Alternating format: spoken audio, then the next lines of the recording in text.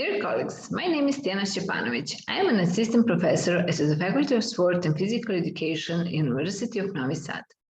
I teach a group of subjects in the field of kinesiotherapy.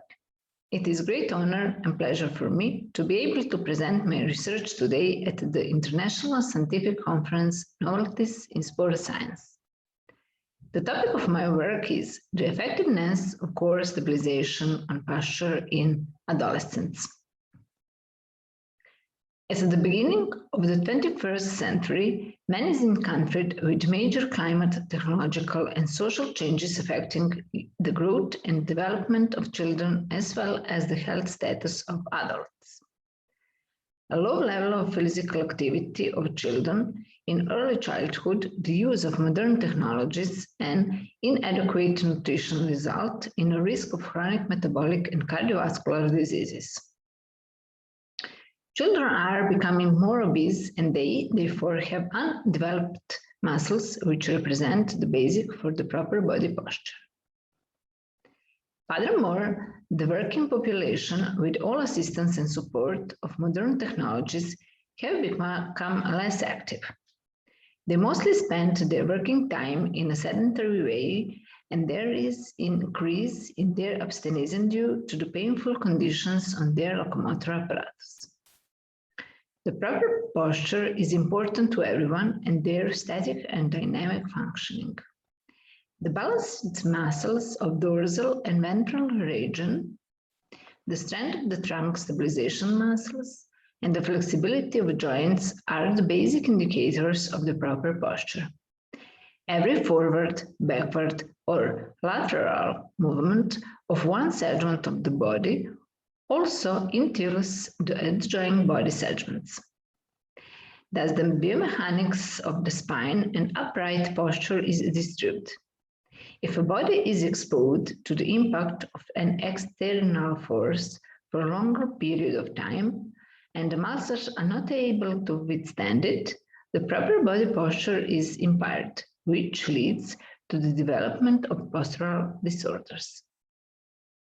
In this study, the core treatment was applied in order to strengthen the muscles of the trunk at the front and the back side of the body, resulting in body balance and increased flexibility. By strengthening the deep muscles of the back and the abdomen, the pelvic position normalization, as well as the lumbar spine will be affected. If the lumbar spine is returned in its phylogenical position, the thoracic spine and the neck will be also corrected. Accordingly, the pelvis position largely affects the spine. An anterior tilt is characteristic of lordosis, and posterior tilt is typical of a flat back.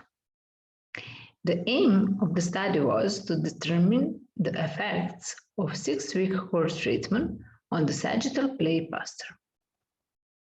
The sample was composed of 138 male students from the Faculty of Sport and Physical Education. All participants were previously identified with postural changes visible for the sagittal plane, after which they were randomly divided in 2 groups. In experimental group, 11 participants didn't follow up, 1 quit the treatment, 4 didn't show up on final measurement, and 6 participants attended less than 70% of the exercises. Postural disorders were assessed using the Contempla-Stemplo photometric apparatus. The posture score is evaluated using camera system and software analysis to determine the position of marker points in space according to the 2D Froner Posture Index, kyphosis inclination lordosis scheme, and 3D analysis protocols. This method accurately measures posture of body segments and asymmetrical posture. The assessors placed 16 reflective markers per participant, and which they placed the participants in a calibrated space and photographed them with 3 cameras.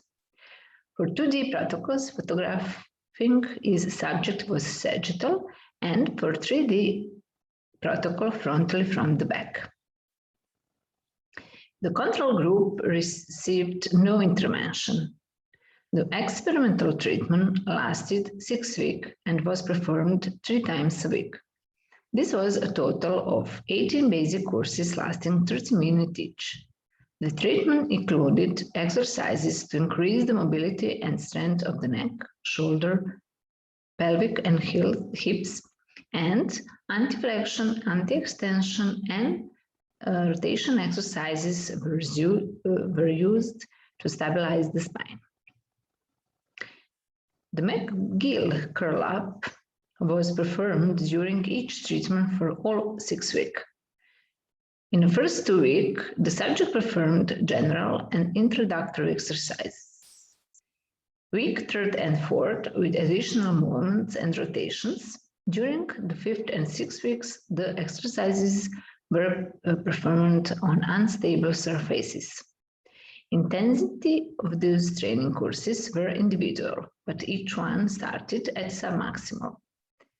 Every 2 weeks, the intensity was changing following the process of each participant.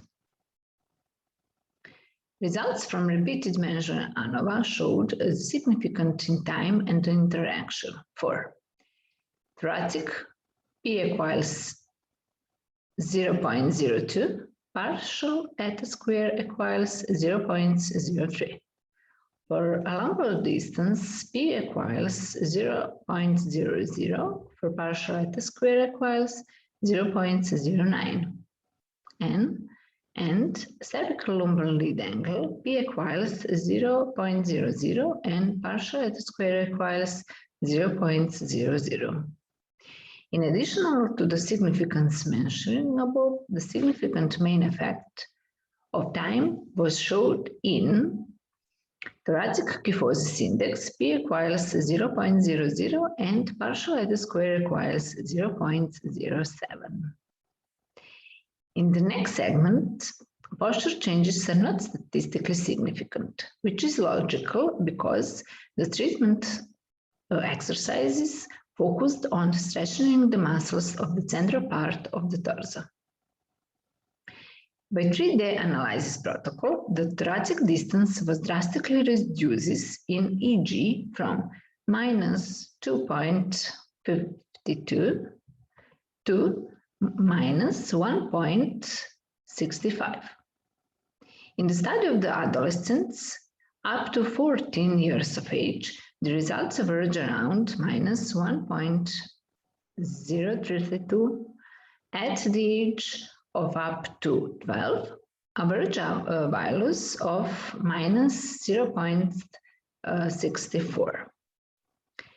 With age in healthy subject, the cervical spine decreases and the thoracic spine increases.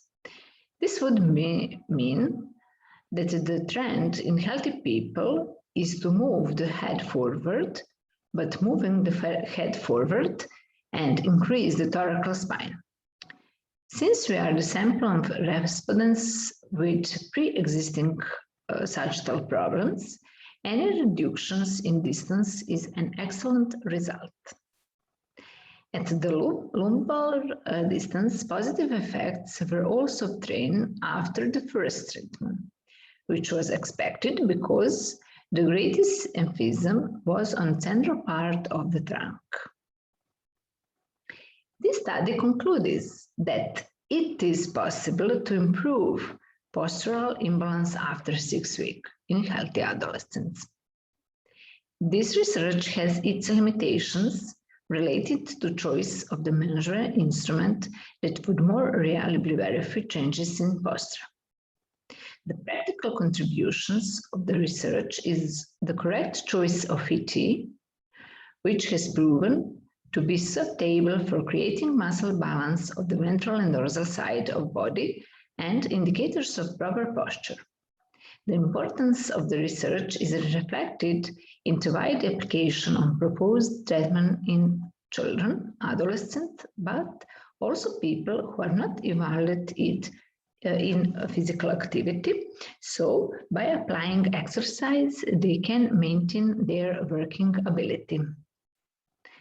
If you have any questions about this presentation, please feel free to send me an email to below email address.